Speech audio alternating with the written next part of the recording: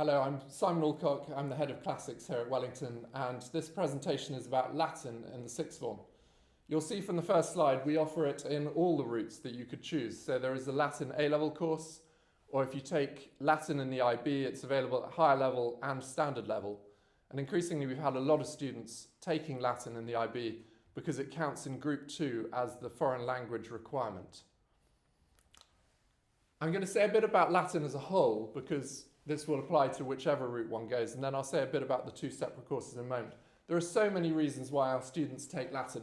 Some just love the academic challenge, like solving a crossword. They've got to put together all the pieces of the puzzle and work out the meaning of these sentences. For some, that's just a means to an end. They want to read the literature. They want to read Virgil and Horace and Ovid. They want to read the history written by Tacitus or the philosophy or the speeches of Cicero. And they love getting stuck into some of the great literature of the Western world. For some, they've just done it at GCSE, done really well, and love that success and want to continue that success. If you're doing the IB, you need to have a language, and for some, that is a real problem, that requirement, and they're not very good at modern languages. Well, Latin can give you a way through the IB without a modern language, and a lot of students come to us for higher and standard level to tick that language requirement. You're welcome whatever the reason you come. And quite a lot of our students have high academic aspirations, and Latin they know is a real challenge. It's an ambitious course and will set them apart. There won't be so many other students around the country doing Latin as many subjects. There will be side benefits. I wouldn't say do Latin just because it improves your grammar or your English or your foreign languages, but all of those will be true. There are many side benefits to studying Latin. And to get a little bit of Churchill in, because no one's allowed to argue with Churchill, obviously we all learn English because we're English, but the clever ones should learn Latin as an honour and Greek as a treat. I wholeheartedly agree. Common to the Latin courses in both A-level and IB, whatever the IB level, about half of the course is a language-based course. This was true at GCSE, so students will be used to this if they're coming through the British system. The focus will be on language skills, on translating Latin. It might be tested by a translation or a comprehension, but those sort of skills. The other half of the course is about literature. It's about reading set texts in advance. And this is the chance to read famous works in the original, the things that Romans would have read, the things that Virgil wrote and Tacitus wrote, and discussing those for their merits. What makes it great? What do you make of the characters? What are the big issues that are explored, and what do you think of them? Whichever route you go down, you also need to come in with a similar background.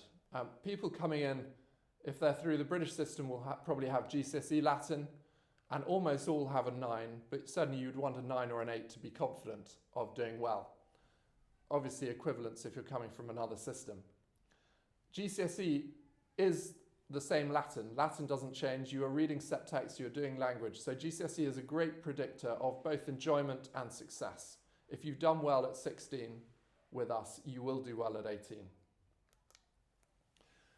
What does Latin go with is the next thing I'm going to tackle. It fits with almost everything. There are some people who take Latin because they have a mathematical mind and they love putting together all the bits, following the formula and getting to the outcome. Obviously, if you want to be a full classicist, you're going to need Greek eventually, and the more Greek you can do, the better. So many put it with Greek. Some put it with ancient history, and the history gives the context within which the language and the literature will fit. But Latin will go with any language.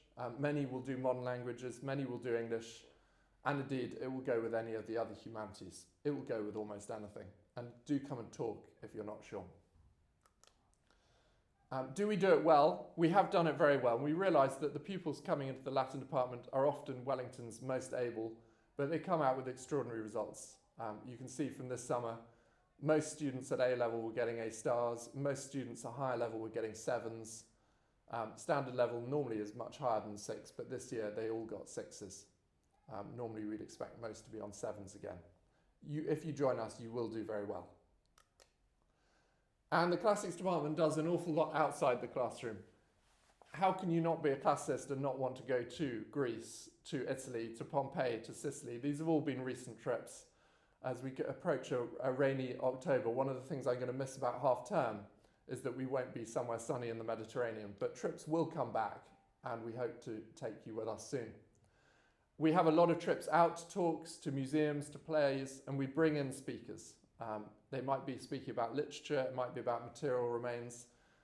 This author brought in his Roman weaponry. He was writing about Hannibal and showed us some soldiers. Classicists also do extremely well at Oxbridge. That you will have heard how hard Oxbridge is becoming, how competitive, with typically 10 applicants a place for many courses, and life being very difficult for private school pupils. That's not true for classics, where if you have Latin, and especially Latin and Greek, you stand a very good chance of success. And in the last few years, we've had a very good run of success. Not to say these pupils aren't outstanding, they are, but they also get in. So now to talk a little bit about the two different courses. A-level, I put up here the exams. You can see there are two language exams, two set text exams, making up 50% each. You can read the slide, I won't go through the details. And I put a little bit about the set texts that are on offer for, in fact, that is 2023. The slide is wrong there. You will be reading a legal defense speech. You'll be reading some history. You'll be reading some epic poetry. You'll be reading some love poetry. It's a huge range, but these are some of the best selections of literature from the Roman world. Students always ask me how much set text there is, so you can see the total at the bottom. The total is about the same whether you do IB Higher or Latin A-level. So that is Latin A-level. IB Higher level. You can see there are only two exams. Again, one language, one literature. One of the differences between the two courses is the IB has a piece of coursework, which they call the research dossier for classics. And you choose a topic of your own interest within the Roman world, and you find primary sources which you comment on, you annotate them to explore that topic. So students have recently done anything from fish source, Augustus's PR, it can be political, philosophical, it can be almost anything. You take something that you're interested in. Again, I've put up some of the set texts that are coming up for, that should be 2023. These texts are grouped around a theme rather than an author. So the two themes that we're taking at the moment are love poetry and villains within Roman literature, and some great selections there, about the same amount of set text. And then IB standard level. The structure of the course, very like higher level, the same two exams, the same research dossier, just everything slimmed down a bit. The same set texts. The big difference here is not the difficulty, that at standard level you're still reading the same Latin authors, you're translating the same Latin. The big difference is mainly the quantity. You read fewer lines of literature, and the assessment is shorter and the questions are more straightforward. But you'll still end up with good Latin out of this course. So to finish, if you've got questions, do come and talk to me. My details are up there, or your Latin teacher. All of the department would be able to help you with these decisions. Whichever route you go down, University Classics and Oxbridge would be open to you. You will read great Latin, you will become a good Latinist. So you may well choose between the IB and the A-level on other issues here.